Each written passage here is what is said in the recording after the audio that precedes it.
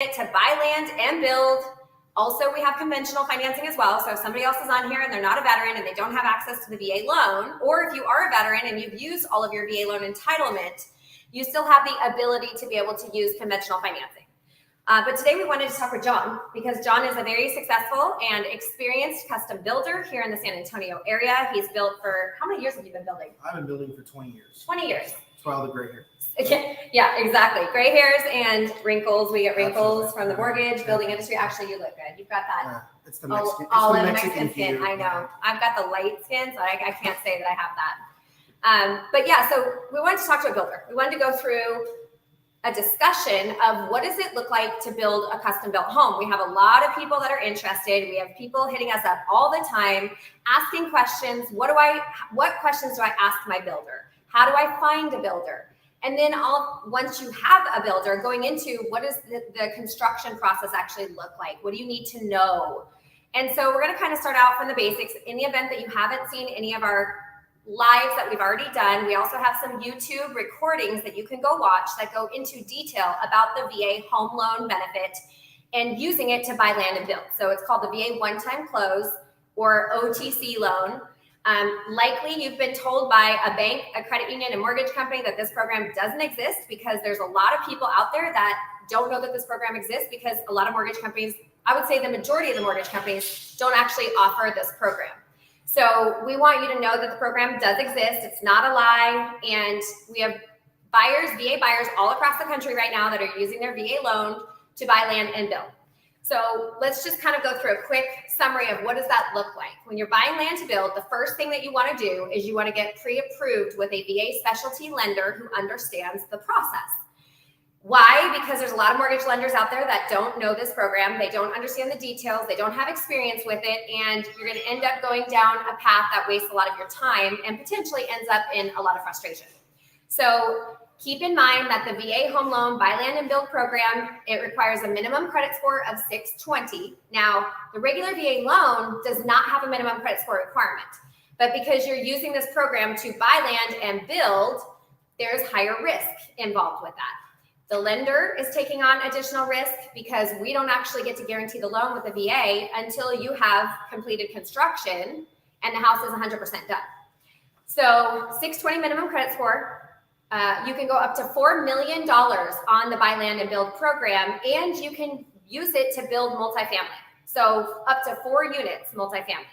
So those are the biggest benefits. We'll go through some of the others later on, but really today is more talking to John about the custom build process, about finding builders, interviewing builders, what questions to ask, how do you know if your builder is a good builder or not? And of course, there's not going to ever be 100% guarantee that you're vetting out the right person, but this will definitely help you eliminate going down the path of wasting time with a builder that you probably shouldn't be wasting your time with. Sure, absolutely. Okay, good. Well, John, thanks for being here. This is actually your model home. It is. It's our model home. It's our first model home here in Spring Branch, Texas. So super excited about it. So. And is it Boulevardy Spring Branch. Okay. Well, it's a beautiful home. We walked through it. I've actually posted a video, so you can go back and watch the TikTok. And I did a walkthrough of the entire house, so you can go back and watch that walkthrough. Sure. And it did have it prompted a lot of people to reach out because they wanted to talk to TK Custom Homes and figure out what can they build, what is the cost to build this particular house. It's a gorgeous floor plan. It's do you call it ranch style or ramblers here in Texas? No, this is more of like a modern hill country custom home. Okay. So, yeah. Like just modern farmhouse or? Yeah, modern farmhouse. Yeah. It's more of that look. So. And you can kind of see, maybe we'll do a walkthrough towards the end. For sure. So first question for you, after you've become pre-approved, you've gone to your mortgage company and you've become pre-approved for the VA custom construction loan. The next thing that we're going to want you to do is we're going to want you to talk to some builders. We're going to want you to find your builder because we can't find a budget. Correct. We can't determine a budget. And we don't want you guys getting pre-approved for $900,000 and then finding out what you want to build is going to cost you $1.5 million. Right. Yeah, so that's super important, finding the right builder. Just to, again, getting pre-approved helps your builder because it gives us like a target to shoot for. Mm-hmm. I promise when your builder asks you what's your budget, it's not because they want it all. Yeah. They just want to know where you're going. That's a really good point. I think that we've become gun shy when people ask us, like, how much are you wanting to spend? Right. I know when I used to be a real estate agent, we'd have buyers come into the new homes. Right. I sold new home construction, and people would be really quiet and shy to even have a conversation with the real estate agents. Sure. And we understand, there's a lot of realtors out there that feel like used car salesmen. Well, I think the apprehension is like if you tell them, and again, I've had buyers for what they'll do is like if their real budget is 900, they'll tell me 7. Yeah. Which is like, why? Like, just tell me where we're at so we can get you like the best deal we can. Right. Like, it's really what it boils down to is just understanding if you want to be at 3,500 square feet, and we know based on our price per square foot that we're going to be at 900. Yeah. And you're telling me you want to be at 7. Well, then there's some miscommunication there. So honesty is just the best policy all the way around. No, absolutely. And if you're trying to save money and that's the reason why you're maybe holding your cards and not showing all your cards, if it's because you're trying to save money and stay in a budget, just communicate that to the builder. It's communication. But then it's like resetting expectations because that's all this is, right? It's just setting expectations and then managing to them. If you set an expectation that you want to be at a certain number, well, we're going to shoot for that number or less. Right. But just tell us where we got to be so we can try to get there. Yeah, and we're going to actually go over things that you can do to stay within your budget on a new construction project. Because we know what happens when sometimes the women or even the men go to like the lighting store or we go to pick out our tile and all of a sudden we've got all this upgraded Persian or Italian stone that we're bringing in and it's being imported and it's really expensive. There's definitely places that you can go research and look and try and understand how to be more affordable and economical in your budget. Well, I also think like if you're working with the right builder, what they'll do is they'll actually guide you on some of that and help you stay within your allowances and your budgets. So if you're going to like say the lighting store, which is a good example. Yeah. If you go to the lighting store and you walk in and say, Mr. Buyer tells his wife, hey, go pick whatever you want. But we as a builder have already established programs. It's probably important to stay within those programs because we set those budgets based on those programs. So we're trying to save you money and trying to keep you between the ditches. But if we go off track, well, then of course your budget's going to be blown. Right. But again, that's kind of not your builder's fault. That's your fault based on choosing expensive light fixtures and kind of going off the reservation, so to speak. And lighting can be insane. I mean, you can literally go off the reservation on one chandelier now. For sure. No, I mean, I had, one customer who went $8,000 over budget. And he's like, why? I said, because you told your wife to go in there and pick whatever she wanted. So, Find another way. Get her like a tennis bracelet or something that maybe is less expensive. I don't know. Well, I think that that's a really good lesson. And honestly, lighting is one of those things that later on you can go back and you could add. Same thing with like plumbing fixtures, light fixtures. Some of these that are more permanent, like flooring, cabinets, countertops, that are going to be a little more cumbersome and changing out. Maybe don't try to skip out on that. But I would definitely say like on light fixtures and plumbing fixtures, things that are easily, interchangeable, I would try to save some money there if that's what you're trying to do. Yeah. So. And I think most people typically, that's what we find is everybody wants to build a $2 million house for $500,000. Yeah. Your budget. Champagne taste. 100%. Sure. So I think that's a really good tip. And we'll get into that when we go through like how do you save money on your project. We'll talk more in detail on different things that you can do. So when you're interviewing, if I'm a buyer, I'm interested in building a custom built home. Right. And I know generally speaking what area I want to build a home in. Okay. Where do I start looking for builders? So I would definitely just start, go online, research your builders, check their Google ratings, talk to some of their, other customers that they built with, but I would definitely interview at least 3 builders. Okay. I've got several of my friends that built here in Bell Oaks that are great builders and I've known for a long time. We're all connected. We all know each other. At the end of the day, we're all using a lot of the same trades, a lot of the same suppliers, a lot of the same vendors. It's really just how does your builder interact with you? What does a customer service piece look like? Do they answer questions? Do they pick up their phone? Right. Are they proactive? Just you're looking at some of those intangibles. The sticks and the bricks can all be fixed, but it's the communication piece. Do they have a software program that is easily accessible for you? Are they housing all that information on the software program? Can you get it? Are they communicating? Are they talking with you? That's really what it boils down to. Communication is key in this process because there's a lot of pieces. It can be super overwhelming. And as long as you're communicating, everything can be worked out. I think and I've heard so many buyers have amazing experiences and then nightmare experiences with a new build. I think it ebbs and it flows. Like, I think there's times when you love your builder and then there's times when you hate your builder. And then when you get to the end and you get your keys and it all works out, you're like, oh, okay, I love them again. So I heard this analogy one time when it comes to the mortgage process. It can be very similar. Our goal as mortgage lenders is to make this as smooth of a process as possible, but we don't control the title company. We don't control the real estate agents. We don't control the sellers. We don't control the appraiser, like all of these things that are, third parties that we have zero control over. And they always, the analogy I heard was like, there's going to be, pretend I'm the pilot and you're on an airplane and there's going to be turbulence. Right. But I'm going to land that damn plane, and Right. I'm going to get you on the ground safely, and you're going to survive. And you just have to remember that sometimes there's turbulence, sometimes there's not, and unfortunately, we can't control all of the things that happen. Well, and I think what a lot of people don't realize is like even as a builder, you're dealing with so many third parties. Mhm. Like you're a general contractor, and then you have subcontractors, and you have vendors, and you have suppliers, and a lot of times when we're giving you information, we're regurgitating that information. We got it from them, so we're telling you. Yeah. So, scheduled versus completed do not always line up. They Yep. rarely line up. We have weather, we have logistics. There's a myriad of factors, but if your builder lives by this policy, which is good news fast, bad news faster, and just set proper expectations and manage to them, then you'll be okay. But I recommend interviewing at least 3 builders, talk to some of their past clients, walk their product, go check out their job site. If it's a clean job site, then that means they're under control. They know what they're doing. So just little intangibles like that. I just heard, I was watching, I can't remember her name. It's Barbara Corcoran. She's the one that's on Shark Tank. Okay. She's like a real estate mogul. And she had the tip and advice that if you want to find a good contractor, go look at their truck and see how clean their truck is. Which is, I'm like, oh shit, you better go clean your truck now. Yeah. I was like, don't look in But I thought that was interesting. I was like, okay, well, it is hard to find, to figure out who's a good builder. And the communication thing, I think, is key. Because if you have anything go wrong, which you have zero control over a lot of those third-party contractors, it's a lot of that is your relationship and how you've built that relationship with them. But if you're not communicating it, like you said, good news fast, bad news faster. Bad news faster, because bad news does not get better with time. Nope. No, it just marinates, and the next thing you know, it's a headache, and it's just not fun. And then it blows up. Yeah, just get in front of it. Well, I like that. So, okay, good information. So you're going to go online, you're going to Google, you're going to do research, you're going to at least interview at least 3 builders. Interview at least 3. And get their customer referrals. Okay. Talk to some of their past buyers. And what do you ask them when you're interviewing them? What did the process go like? What was the communication process like?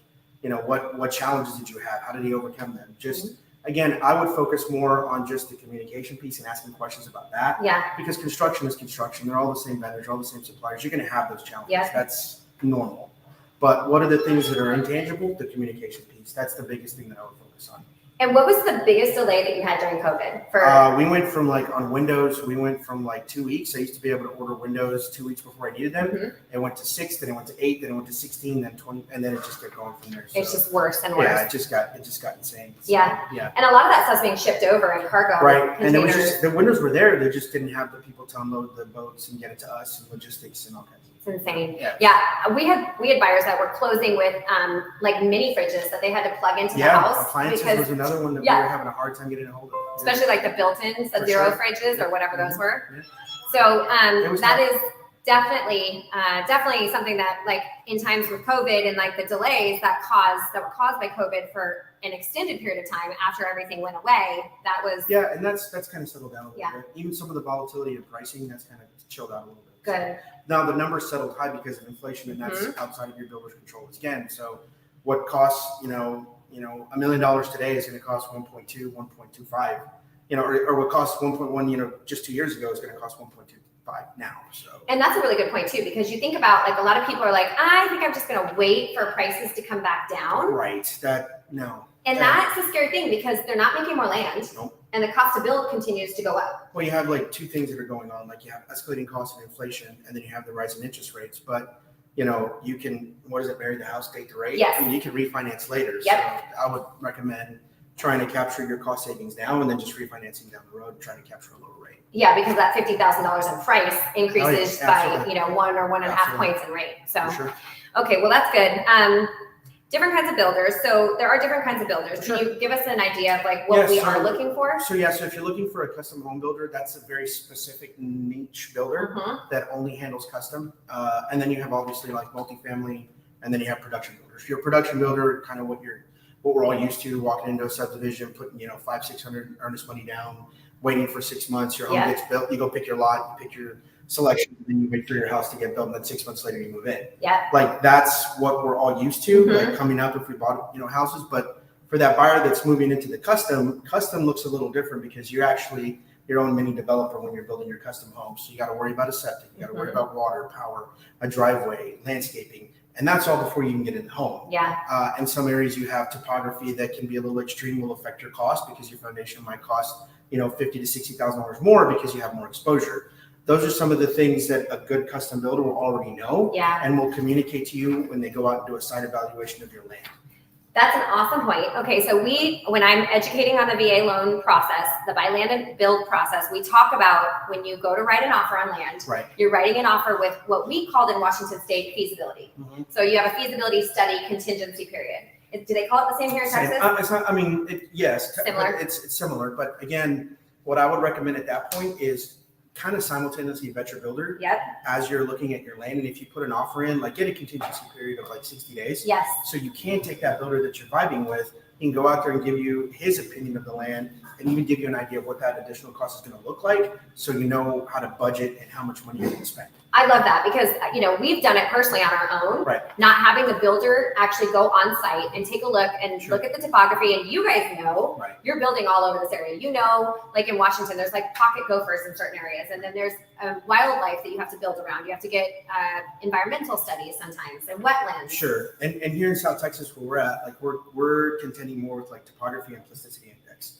So the plasticity index is just how much your soil expands and contracts whenever it absorbs moisture. So like in half the city, it's really low because it's in limestone and it's the hill country. And then in the other half, it's super high because it's like farmland and it's like clay. It's caliche and it puffs up when it rains and you got to go. It affects how deep and wide you build your beams to the foundation. So that can add cost as well. So maybe it's flat, but you're having to beef up your slab and that's adding additional cost. So again, a good builder will know that going into it who's built in and around this area. So it's just, you want to make sure you have someone that can guide you through that process. Don't ever just buy land without having a builder come out and give you some sort of evaluation. Incredible tips. And this will save you a lot of money in studies as well, because you might end up doing studies that you don't actually need to do. And a lot of those environmental studies are not inexpensive. Right. No, a lot of that stuff does cost. I mean, if you're going to do borings on a lot to figure out your PI, you're talking about at least $1,500. So, like just make sure you take a builder out there. He's the expert. Whenever I'm talking with clients and they ask me about loans, I'll always tell them like, hey, look, I know enough to be dangerous. They know enough to be accurate. Like that. Thank you. As a builder, like I know what I'm looking at. I'll take a transit out. I'll shoot grade. I understand what elevations look like. I know what that's going to add as far as cost is concerned. And if the PI is high, plasticity index is high, like I know what that's going to do. So I'll tell you like, hey, this land might be, inexpensive, but there's a reason why. There's a lot of work. So. And that's also a very good point. If the price of land seems too good to be true. Because it is. It's because it is. Absolutely. It's because there's something that you don't know.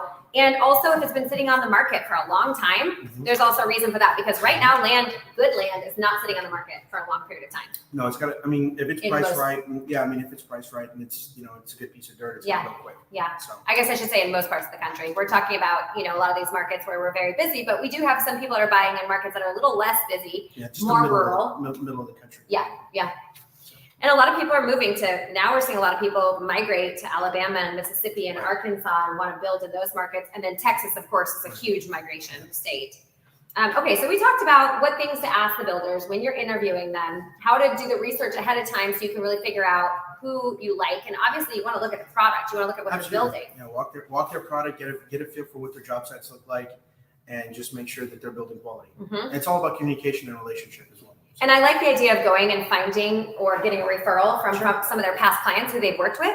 Absolutely. And it sounds like a lot of these past clients might even be interested in, or willing to show or have you see pictures of what their home looks like after it's been built. So yeah, I definitely have a few buyers that have done that for me. So really good recommendation. All right. So then moving on, we kind of talked a little bit about this a few seconds ago, but like finding a home plan. How do you know where to start looking? Talk to the builder first. Right. It depends on your builder, right? Because like we include that in our price per square foot. So if you come to us with the napkin, like I'll help guide you through the process of designing your plan. And I have had people that have brought me plans that they found online and we'll tweak them and we'll start there. Yeah. But it really just depends on what you want to do. And I have had clients that have met with architects and have drawn up plans and spent that time. That process can take a while. So I say start early and know what you want.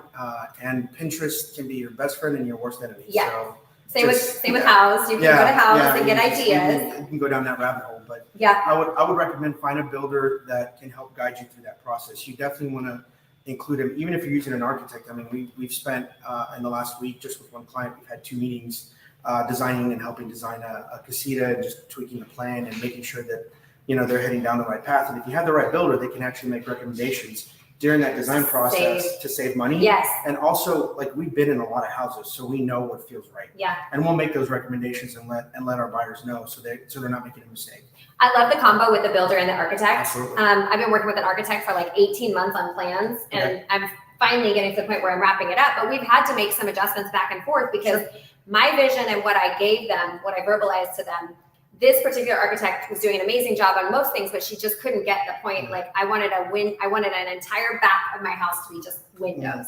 So then we ran into the issue with like needing a giant beam. She kept trying to break it up with columns and walls. And to me, it's a waterfront lot. I'm like, I'm not going to break it up. You want to see the water. So the builder friend who came in, went to her office without me there, went to her office, had the conversation with her, and she came back, okay, I totally understand what it is that you're trying to accomplish. Which there's other things you can do. So like you can only span so far with like microland beams. If you have to step up to like iron, then you do that.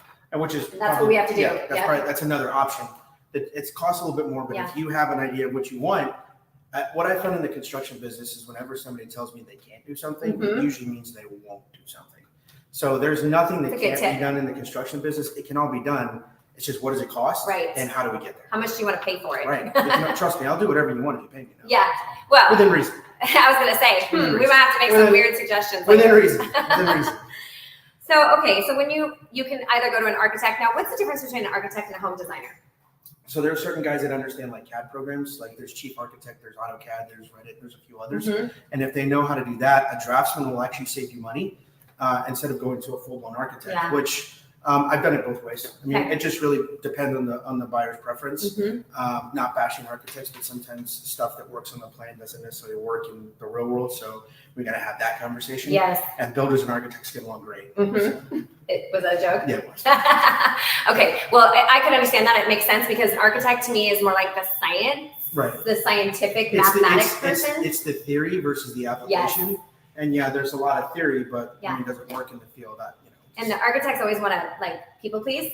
They always want to be like, yes, we can, we can do that. We can make that work. Right, for sure. And architects and engineers are my favorite to build for.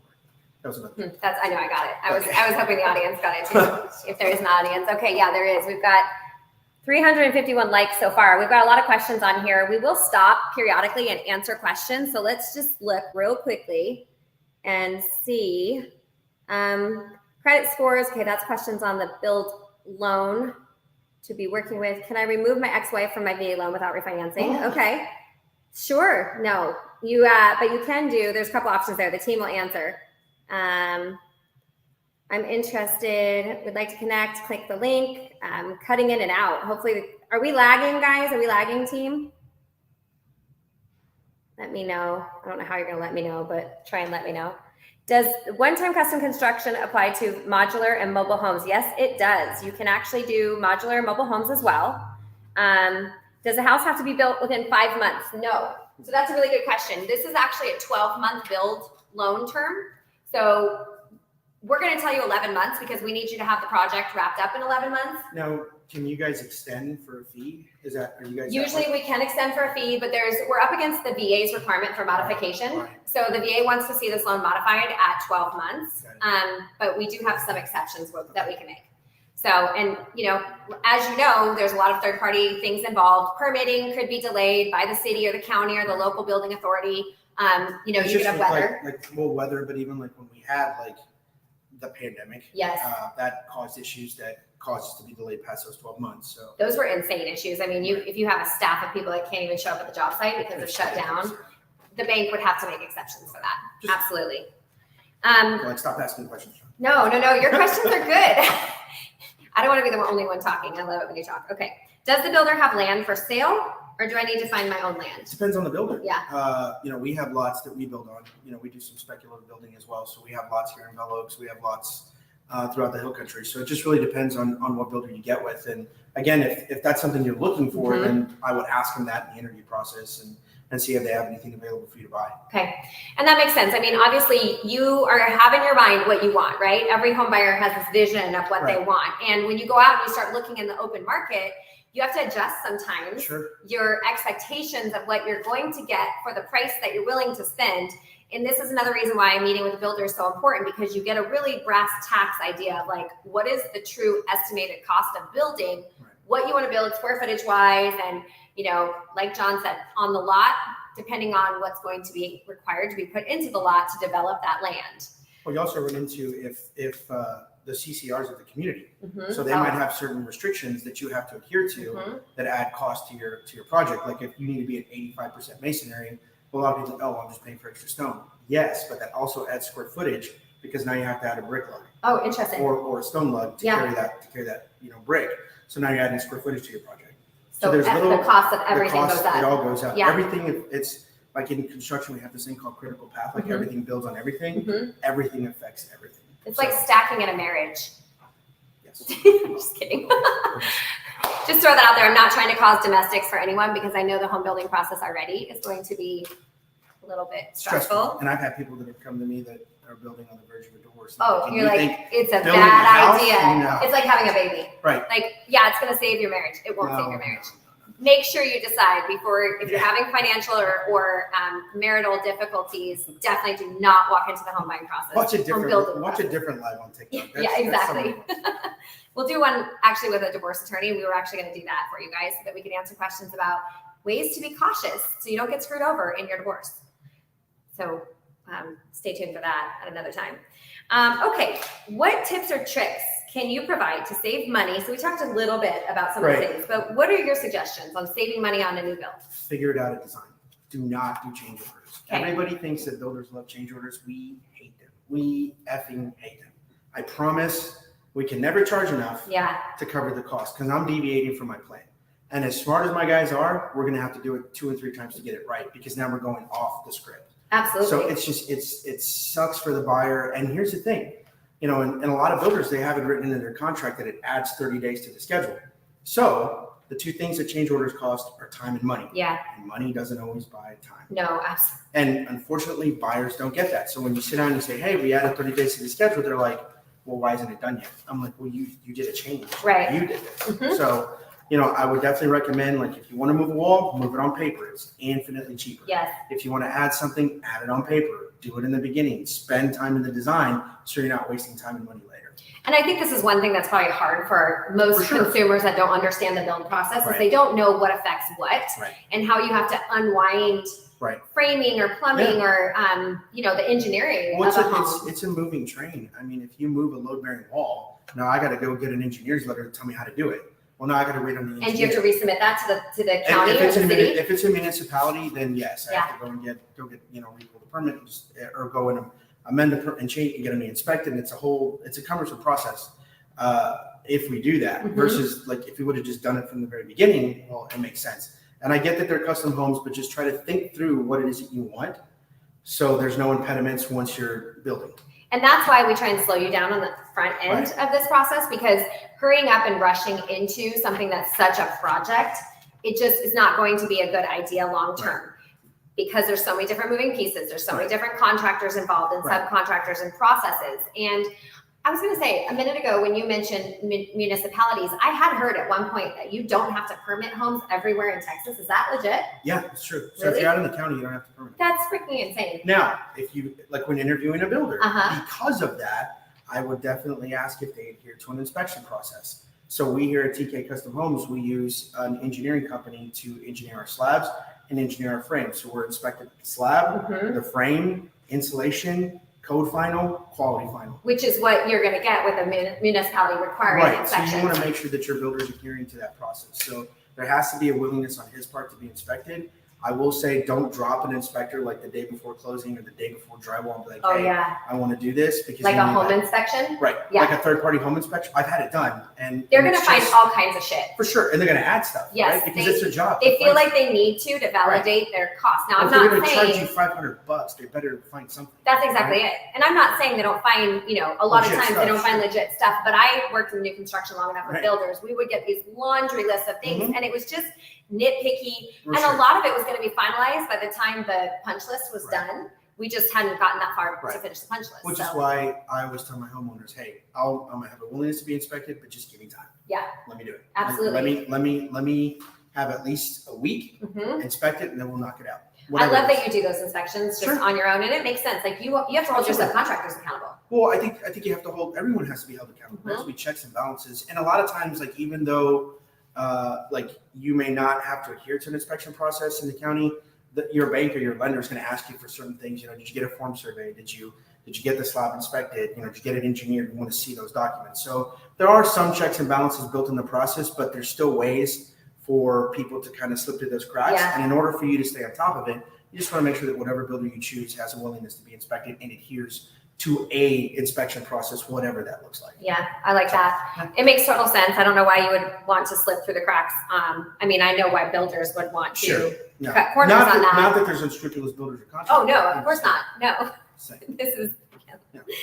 Well, okay, so that's a good warnings. Warnings was my next one. Yeah. So those are your warnings, looking out for the builders that are going to follow the processes and have a pretty consistent process, regardless of whether they're being watched by Big Brother during the process. Absolutely. What other warnings? I mean, you get a vibe. I mean, Yeah. you can meet someone and know if they're just kind of a snake oil salesman or kind of sticky or whatever. Like you can get a feel for that. I would just go with your gut. Yeah. Like do your research, go with your gut. Especially if you're interviewing 3. Right. And that's that. Like, okay. So for instance, like whenever I'm giving out lenders, I give out 3. Yeah. Just because, right? We And I know you hate that. I'm just kidding. we don't like it either, but No, we have to do it. I understand why it needs to be done. And honestly, we're okay with that because it's like, it gives you the ability to, first of all, the way that we operate, the way that we operate and you operate, like you're an educator. Sure. You want to explain the process. Your buyers probably feel much more comfortable Right. with you than they do most contractors that they're meeting with. Well, as a builder too, I like to lend around. So Yeah, right.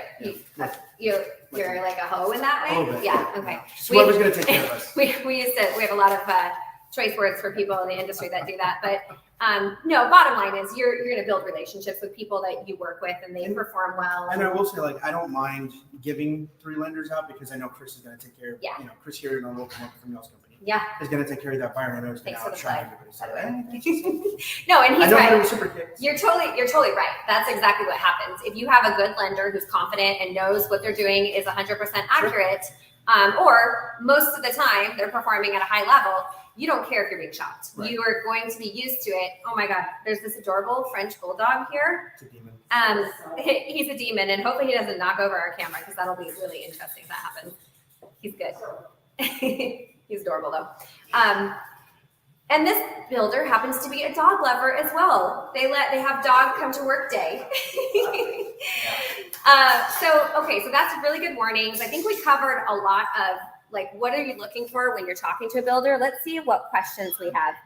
We treat those as a one-time close. Does the house have to be, can you use this after the VA renovation loan? Yes, you can use the VA one-time close after a VA renovation loan. All of this is going to be dependent upon how much VA loan entitlement you have left. And we've talked about that before. So like, obviously, if you're building a new construction VA loan, and let's say you're building at $800,000, the county loan limit here for VA loans is $722,000 roughly, or $726,200, excuse me. And so if you have an outstanding VA loan, you are going to be subject to that county loan limit. But if you're selling that house or you're getting rid of your VA loan on that house, with the Blue Water Navy bill, there's no maximum loan amount. So that's how you can go to the $4 million on a custom built home using your VA loan if you don't currently have an outstanding VA loan. So if you have a renovation loan and you're using that and it was, you remodeled something down the road, you can't use the renovation loan to buy land and build, but you can use the renovation loan if there's an existing home. And that's kind of what we talked about earlier with like the different kinds of contractors. Sure. John would not be the contractor you would call if you wanted to renovate your home. He would be the contractor. But we could recommend, That's a good point. Yeah, you know people here Right. in this market and you could absolutely make recommendations. Sure. Let's see here. Email, we're asking for more in-depth questions. Do you guys have any questions on the actual, like talking to builders and figuring out how to find a builder? Does the builder have to be VA certified? That's a really good question. Yep. And did you remember going through that process? Well, I have somebody that handled it for me who works for me. So I always say, like in my company, my right-hand man is a woman, which is Cindy Autry. She's my VP of Ops, and she handled all that for me. She went through a process, turned in our paperwork, talked about my experience, and handled it for us. But yes, it was, from what she tells me, it was a cumbersome process. Oh, really? The VA approval? Okay. Yeah. So I'm thinking what she's talking about is the bank approval. Might have been. Okay. But I mean, but we do have and we do have a VA number. You have to get certified to be able to do this. Yeah, and it is. There's like 5 forms that have to be completed for the builder to become VA approved, and then once they're VA approved, It doesn't like expire every year. They don't have to renew it. I actually don't know if it ever expires unless you do something really bad to get kicked off. Okay. So that's the process. The VA builder does have to be VA approved with the regional loan centers. Oh, we keep losing connection. I think that's what's happening. Any other questions about the VA one-time close? Last question. Available in Georgia? Yes, available in Georgia. Absolutely. So the best thing that you guys can do, if you're interested now in moving forward in this process, what you want to do is you want to first find a lender that offers the VA one-time close. If you're going to work with our company, it's Veterans Lending Group, VLG. We go by both, and we are licensed in like 35 states across the country. We are opening a location in San Antonio very soon, but we already have loan officers here in San Antonio. So if you're in this market and you want to get connected with someone, you can visit our website at VLGnow.com. You can also request on this page for information, and we can get you connected with loan officers. But the process to get pre-approved is very simple. You go online, you complete the online loan application like you would if you were getting pre-approved for a VA loan, a VA home purchase. We're going to ask for your LES and your bank statements and your tax returns, or tax returns only if you're self-employed, your W-2s. We're going to ask for all of those documents, and it takes usually same day or next day to get you pre-approved to purchase a home. And then we're going to run through numbers. We're going to look at budgets. We're going to pre-approve you for the maximum amount. One other thing that we didn't really talk about with John, because it doesn't affect him as much, but on the VA loan, you're not actually allowed to make payments during construction. So with a VA one-time close, you're actually, the interest that's accrued during construction gets rolled into the loan. So you're not double paying for a housing expense when you're building, and you've got housing that you have to live in. How many of your buyers like get an RV and live on site or do something unique? A few, and that's fun. Yeah, because they're right there walking through the house every day. Yeah, everyone. Oh, I can imagine. I love it. It's just the best. I would do it every time if I could. So I highly recommend you do that, especially with TK Custom Homes. No. Just kidding. No, I've had some buyers. I've had to like budget like an extra hour of time for every day. Yeah. And be respectful of your builders, because they have a lot of build projects going on. I think that's the other thing. Like a lot of times people forget. Yeah. Like I'm your only client. Right. Yeah. So, and also like, just remember, like we're not available on Saturday at 8:00. Oh. You probably don't want to talk to your builder on Saturday at 8:00. Yeah, your builder might be slurring Saturday at 8:00. Or even Saturday at 12:00. I don't know. Depends on the builder. Depends on the week. Depends on the week. How the projects are going. For sure. But just remember, like, your builder has family. Like he's working too. He's be respectful. And he's got a lot of projects going on. If he hasn't called you back, he will. Yeah. He will. Just give him about 24 hours. He'll get back to you.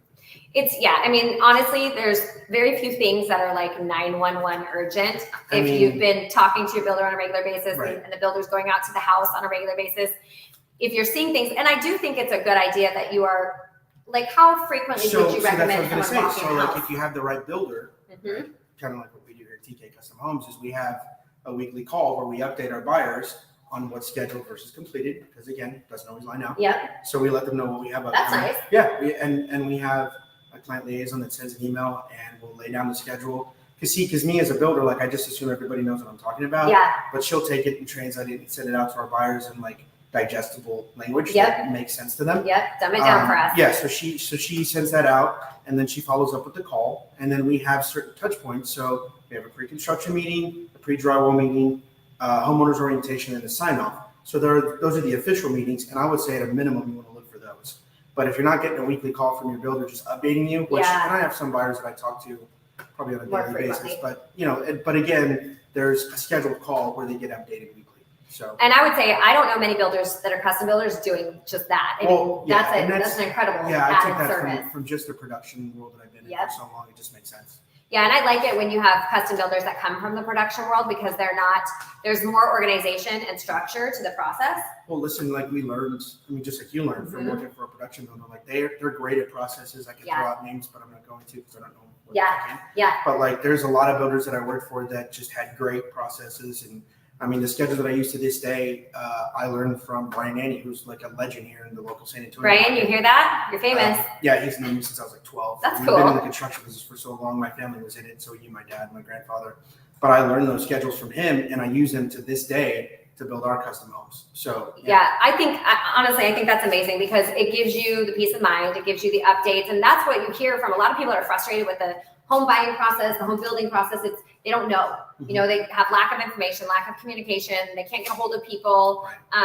I mean, really, that's the root of the majority of the problems. Right. And that pulls up. And again, another thing I would say is like, just remember as a buyer that if your custom home builder if he has a staff and his staff are talking to you, that's just like him talking to you. Yeah. So you don't necessarily have to talk to the owner of the company, but if he has a staff that's like talking to you and they're communicating, then I feel like that's the same thing. You've trusted those people. Right. If I'm delegating, like just remember, I may not talk to you every day, but they are. Yeah, it's hard. It's really hard when you're running a company. It's hard to be the person for everything all the time.